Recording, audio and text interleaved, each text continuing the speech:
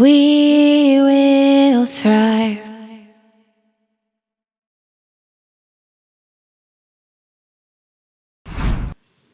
Thank you so much. It's such an amazing honor to be here today. I've already watched some awesome shows. We're all about talking about thriving, not just surviving, but thriving. And as the hostess Schön so verkackt, ne? graciously did, she introduced and said a little bit about me. I was born with a disease called infantile spinal muscular atrophy. And much like what's going on today, the prognosis, the news, the reports, if you will, were not positive, they were negative.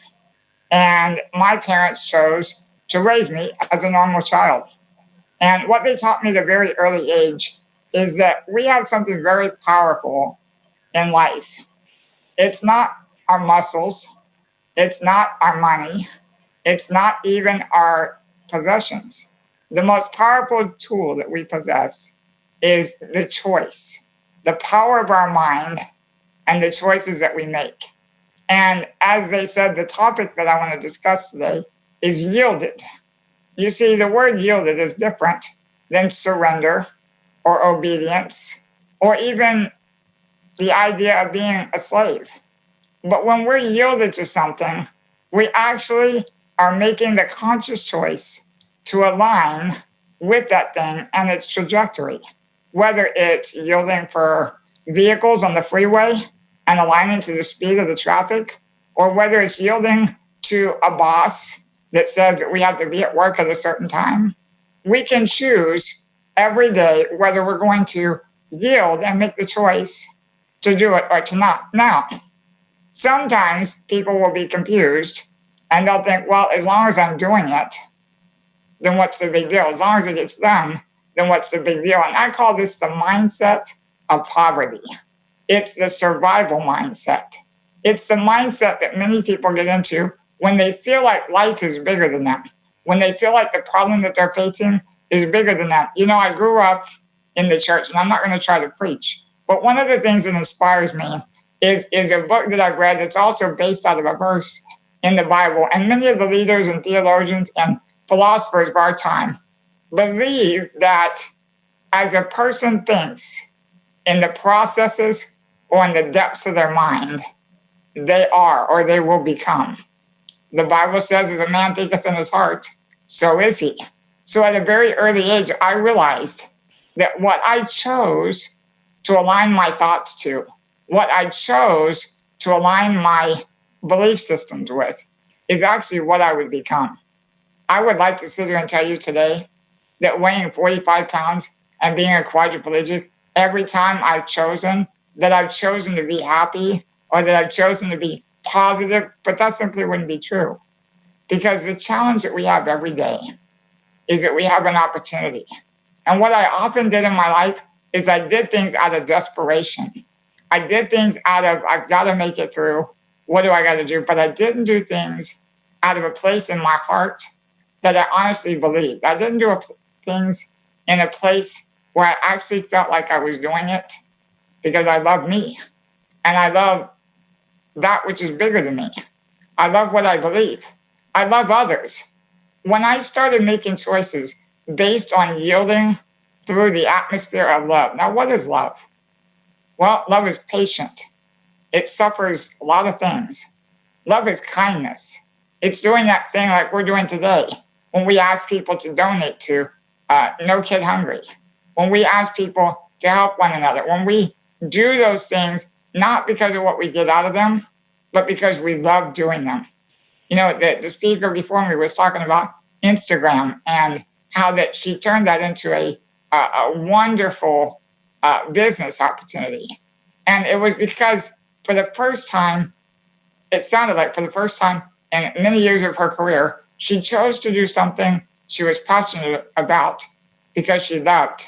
She loved herself. She loved the opportunity to be able to use the internet and to be able to use social media as a way to make income. We are in a time in the world today.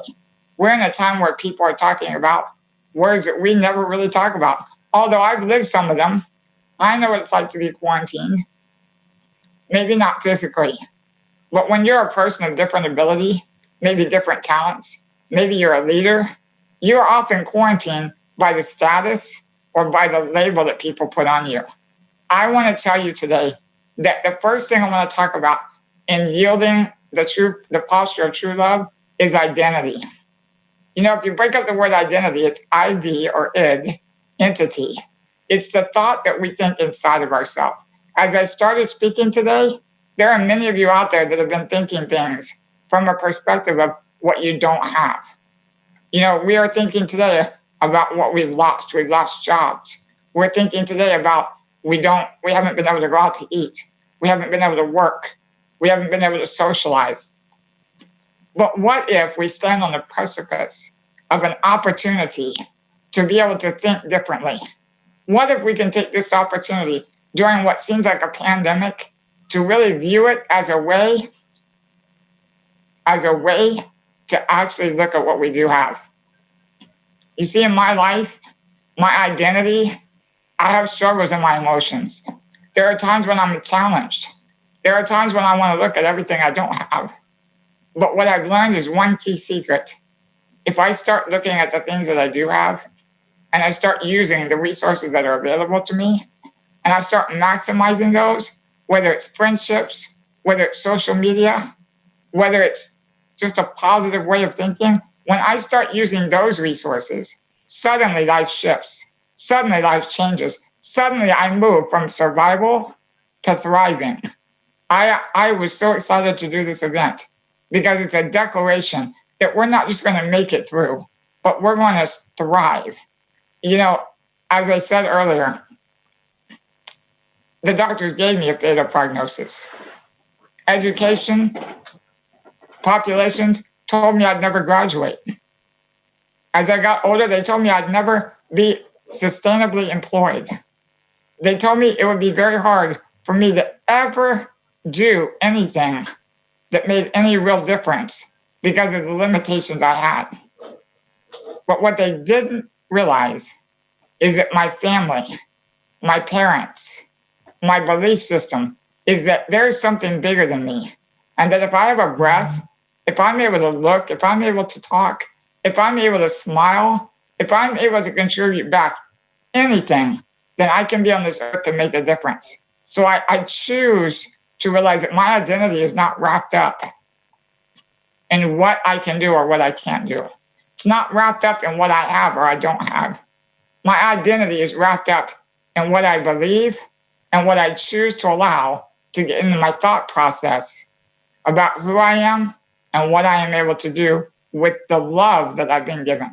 So choosing to yield, choosing to align with a trajectory of positivity, a trajectory of thriving instead of a trajectory of surviving.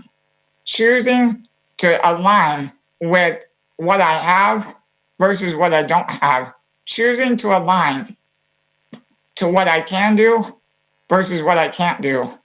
What that began to do is create in me an understanding that my identity, my very presence of being would unlock a purpose. Many people want to seek purpose in their lives. Many people will ask me, they'll call me during my coaching, or they'll talk to me during my coaching sessions, and they'll say, I just want to know what my purpose is. I just want to know what I'm supposed to do. I just want to know that thing. And I tell them, look, before we get there, let's come back to the realities. Let's come back to the resources. Let's align and yield to what we have. What is it you have today? What is it you can do? I have been very fortunate to become an author, an inspirational, motivational speaker across the country. I'm honored to have been a CEO and a COO of a couple of different organizations. And how did I do all of this? Not by myself, but by a belief that all things are possible if we only believe. All things are possible if we choose to yield and yield to those things that we love, that give love, that show love, that build love. Because there's one thing that will never fail. Never fail. Never end. It does not end, is love. There are a lot of things you can go to jail for. But I've never heard anybody go to jail for kindness. I've never heard of anybody going to jail or being locked up or becoming enslaved because they chose to suffer long to help somebody else out. You see, I'm passionate today.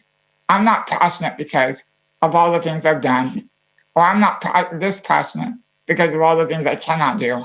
I'm passionate because in this time of what everybody's calling a pandemic, of this time of what people are talking about being isolated and being put into quarantine, it is an opportunity to find a way to reach out, to not just survive, but to show that we have an ability within ourselves to identify and determine and make a choice that we can.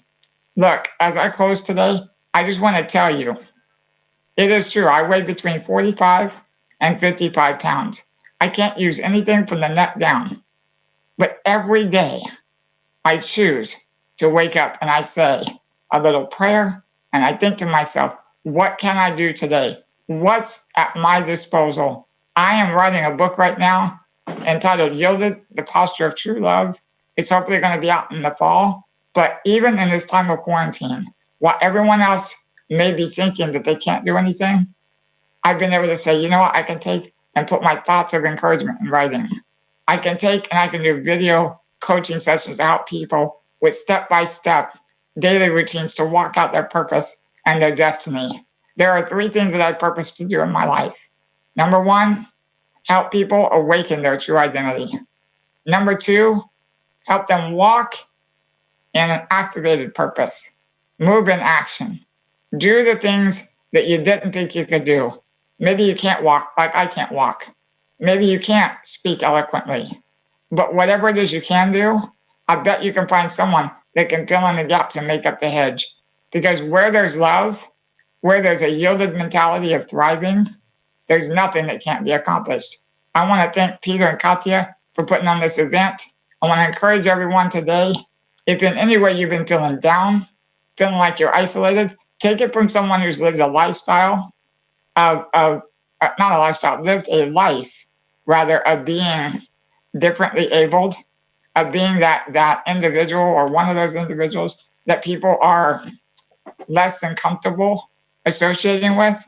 Take it from somebody who knows. Take it from somebody who can tell you, if I can do it, you can do it. Let's not just thrive today. Let's thrive. Let's not just survive today. Let's thrive. You all have a great evening. I want to turn it back over to the host now. And we are so glad that we had this opportunity to be a part of this event.